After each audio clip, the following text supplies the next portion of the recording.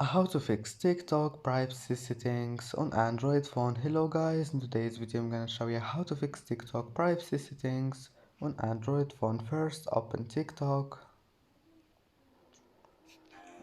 and now go to profile and then just click these three lines here in the top corner and click settings and privacy,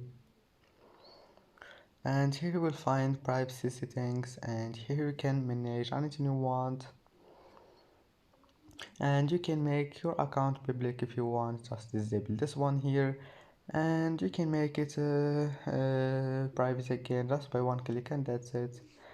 And here you can manage comments, mentions and tags, text messages, anything you want. That's it. Then just go back, it will be saved. And that's it for today's video. Don't forget like and don't forget subscribe, and see you in the next video.